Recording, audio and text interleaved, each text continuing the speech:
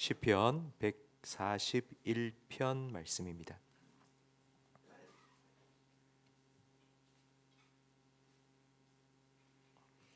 시편 141편 1절부터 5절까지 한 절씩 교독하겠습니다. 여호와여, 내가 주를 불러싸우니 속히 내게 오시옵소서. 내가 주께 부르짖을 때에 내 음성에 귀를 기울이소서. 나의 기도가 주 앞에 분향함과 같이 되며 나의 손 드는 것이 저녁 제사 같이 되게 하소서. 여호와여, 내 입에 파수꾼을 세우시고 내 입술의 문을 지키소서. 내 마음이 악한 일에 기울어 죄를 행하는 자들과 함께 악을 행하지 말게 하시며 그들의 진수성찬을 먹지 말게 하소서. 함께 읽습니다. 의인이 나를 칠지라도 은혜로 여기며 책망할지라도 머리에 기름같이 여겨서 내 머리가 이를 거절하지 아니할지라. 그들의 재난 중에도 내가 항상 기도하리로다. 아멘. 즐거울 때 찬양하고 괴로울 때 기도하다, 이런 말을 우리는 신앙생활을 하면서 듣습니다. 다 아는 얘기지만 힘들 때 기도한다는 것이 생각처럼 쉽지 않습니다. 막상 기도하려고 해도 내가 기도한다고 해결되겠나? 얼마 동안 기도해야 될까? 하나님께서 기도하면 뚝딱 응답해 주시면 좋겠는데 그렇지 않을 때도 많이 있기 때문입니다.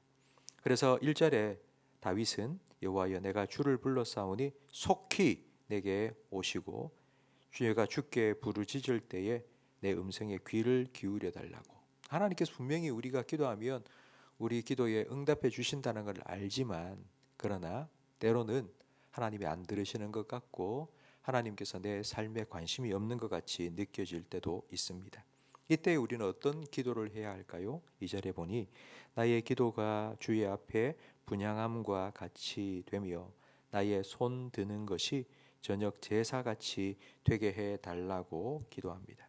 그럼 다윗은 아침마다 하나님 앞에 분향을 하는 것처럼 내가 기도하고, 그리고 저녁 제사를 정한 시간에 저녁 제사를 드리는 것처럼 내가 기도할 수 있도록 해달라고 지금 기도하고 있습니다. 성도 여러분, 우리는 예배를 참 중요하게 여깁니다. 우리 성도가 예배를 드리지 않는다면 성도로서 살아갈 수가 없습니다.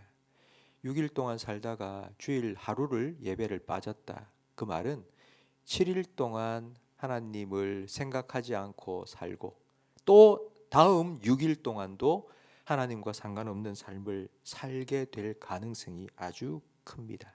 그렇기 때문에 우리는 예배를 정해놓고 수요일도 금요기도에도 주일 예배도 하나님 앞에 나와 드립니다. 내가 그럴 마음이 없어도, 예배를 드리고 싶은 마음이 조금도 없어도 우리는 하나님을 예배해야 됩니다. 그래야지 우리의 시선이 우리의 문제로만 향하는 게 아니고 사람들에게만 향하는 게 아니고 하나님을 향하게 되는 것입니다. 예배를 드리듯이 내가 그렇게 기도하게 해달라고 지금 다윗은 강구하고 있습니다. 3절에 보니 여호와여, 내 입에 파수꾼을 세우시고 내 입술의 문을 지켜달라고 기도합니다. 말은 마음에서 나옵니다.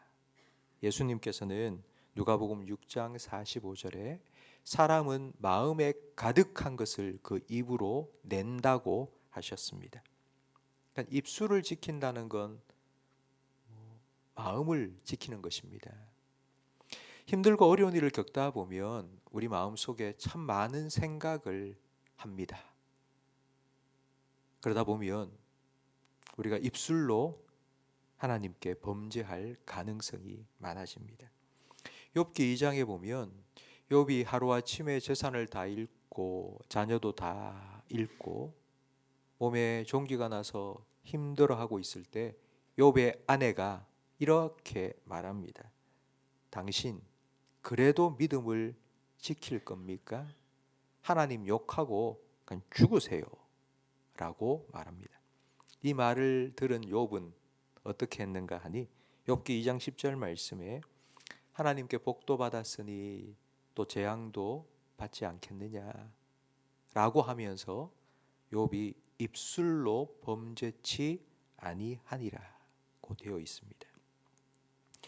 입술을 지키지 못하고 마음을 지키지 못할 때는 우리 입에서 하나님을 향한 기도가 나가는 것이 아니라 사람을 향한 원망과 비방, 정죄가 흘러나오기 시작합니다. 하나님의 도움을 구하는 기도가 아니라 인간적인 해결 방법을 찾기 시작합니다. 시편 1편 말씀처럼 악인의 꾀를 자꾸 따르고 죄인의 길을 걸어가게 되고 오만한 자들과 함께 앉고 싶은 유혹을 받게 됩니다. 이런 악인의 유혹은 4절 말씀에 나온 것처럼 내 마음이 악한 일에 기울여 죄악을 행하는 자들과 함께 악을 행하지 말게 하시며 그들의 진수성찬을 먹지 말게 하소서. 우리가 힘든 일을 겪을 때 악인들이 우리에게 주는 달콤한 유혹은 마치 진수성찬과 같습니다. 그 자리에 탁 앉아서 그냥 한술 딱 떠먹으면 그 모든 문제가 해결될 것과 같다는 생각이 듭니다. 이에 비해서 5절 말씀에 보니 의인이 나를 칠지라도 은혜로 여기며 책망할지라도 머리에 기름같이 여길 것이라고 말합니다. 하나님의 말씀은 채찍과 같이 우리를 칩니다. 의인이 나를 칠지라도 라는 이 말은 하나님께서 어떤 사람을 통해서 하나님의 말씀으로 나를 책망한다는 의미입니다. 그 책망을 들을 때에 내가 그것을 은혜로 여기고 머리에 기름과 같이 여기겠다고 말합니다. 은혜라는 건 선물이라는 뜻입니다. 하나님께서 말씀으로 나를 책망하실 때 그게 하나님 주시는 선물이라고 받아들이고요. 기름의 머리처럼 여긴다는 말은 구약시대에는 왕과 제사장을 세울 때에 기름을 부어 세웠습니다. 하나님께서 나를 책망하시는 게 마치 왕과 제사장을 세울 때 머리에 기름을 부은 것과 같다고 여긴다는 말은 하나님께서 나를 왕처럼 쓰시기 위해서, 나를 제사장처럼 사용하시기 위해서 하나님의 말씀으로 나를 이렇게 정결케 하시고 하나님 쓰기에 합당한 사람으로 나를 지금 빚어가기 위해서 책망하신다는 것을 기꺼이 받아들이는 겁니다.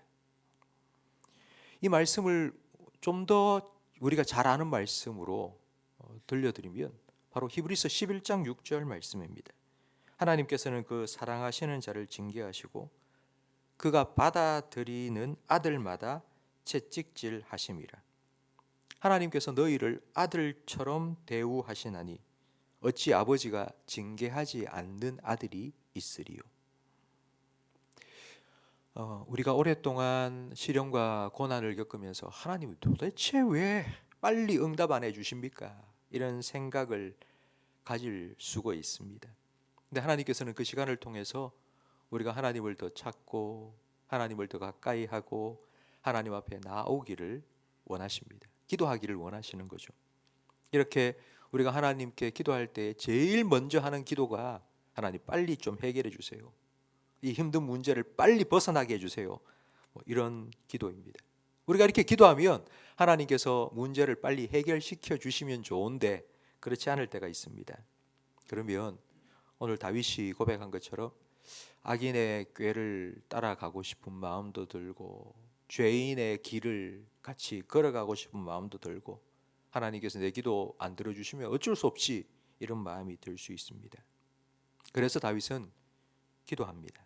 하나님, 내 기도가 아침에 분향하는 것처럼 저녁 제사를 드리는 것처럼 그렇게 기도할 수 있도록 도와주십시오 라고 기도합니다. 성도 여러분, 아침에 분향을 하고 저녁에 제사를 드리고 하나님께서 명하신 대로 예배를 드리듯이 기도를 한다는 건 기도의 습관이 형성된다는 의미입니다. 기도의 습관이 형성되면 5절 마지막에 나온 것처럼 내가 항상 기도하리로다. 그들의 재난 중에서도 내가 항상 기도하리로다. 그러니까 항상 기도하는 사람이 됩니다. 습관이 형성되는 건 한두 번 만에 결코 되지 않습니다. 거룩한 습관이 형성되는 건 신앙생활에 있어서 정말 중요한 문제입니다. 신약 성경을 읽어보면 습관이라는 단어가 3번 나옵니다. 그 중에 2번은 우리가 정말 잘 알고 있는 말씀인데요. 히브리서 10장 25절 말씀처럼 모이기를 피하는 자들의 어떤 습관처럼 하지 말라. 그리고 2번째는요. 누가복음 22장 39절 말씀에 예수님께서 습관을 따라 감람산에 가셔서 기도하셨다는 말씀입니다. 성도 여러분, 모이기를 피하는 자들의 습관, 믿음이 약해지는 것도 습관 때문이고, 그리고 믿음이 강해지는 것도 습관 때문입니다. 습관은 결코 한두 번 했다고 생기는 것이 아닙니다. 오랜 시간 반복의 반복을 통해서 몸이 기억하는 겁니다. 한석봉 엄마가 한석봉이 글 다 배웠다고 내려오니 불 끄고 너는 글을 쓰고 나는 떡을 썰겠다. 근데 불 끄고 한석봉이 글을 쓴 건 삐뚤삐뚤했죠. 그런데 한석봉 엄마가 떡을 쓴 건 정확하게 정확한 두께로 다 썰어냈습니다. 몸이 기억하는 것입니다. 성도 여러분, 예수님께서는 습관을 따라 기도하셨습니다. 새벽 동이 트기 전 미명에 기도하셨고요. 습관을 따라 감람산에 올라가셔서 늘 기도하셨고요. 오늘 본문의 다윗도 아침에 분향하듯이 내가 기도하겠고, 그리고 저녁 제사를 드리듯이 내가 기도하겠다. 다윗도 이런 습관이 필요했고 예수님도 이 기도의 습관이 필요하셨습니다. 근데 하물며 우리겠습니까? 우리가 앞에서 불렀던 찬송가 364장 4절 가사는 내 기도하는 그 시간 그때가 가장 즐겁다. 주 세상에 계실 때에 일찍이 요란한 곳 피하여 빈들에서나 산에서 온 밤을 세워 지내사 주 친히 기도로 큰 본을 보여주셨네. 성도 여러분, 예수님께서 보여주신 이 기도의 본을 따라 우리도 기도하면서 기도의 거룩한 습관을 형성할 수 있기를 간절히 바랍니다. 기도가 정말 우리 몸에 딱 붙어서요, 무슨 일을 당해도 어떻게 하지 걱정하기 전에 기도할 수 있고, 누가 나를 좀 도와줄까, 사람 찾아가가지고 이 사람 붙잡고 저 사람 붙잡고 좀 도와달라고 누구를 만날까 생각하기 전에 정말 하나님이 계시지, 하나님께 맡기고 기도해야지, 이런 생각이 먼저 들어서 하나님 앞에 나아오고 하나님 앞에 엎드릴 수 있는 기도의 사람이 되시기를 예수님 이름으로 축복합니다. 기도하겠습니다. 하나님 아버지, 오늘 말씀을 통하여서 다윗의 기도의 습관, 예수님의 기도의 습관을 저희들에게 다시 한번 깨닫게 해주셔서 감사합니다. 우리에게도 이런 거룩한 기도의 습관이 형성되기를 간절히 바랍니다. 형식적인 습관이 아니라 거룩한 습관이 우리 몸에 배어지게 해 주시옵소서. 오랫동안 기도해도 응답되지 않을 때에 우리가 낙심하지 않게 하시고, 하나님께서 그 시간을 통하여서 우리 몸에 기도의 습관을 새겨넣고 계신다는 것을 분명하게 믿음으로 고백할 수 있도록 도와주시옵소서. 예수님처럼 습관을 따라 기도하면서 하나님을 더 가까이 하는 임마누엘의 복을 우리 모든 성도들이 맛보고 누리게 해 주시옵소서. 예수님 이름으로 기도합니다.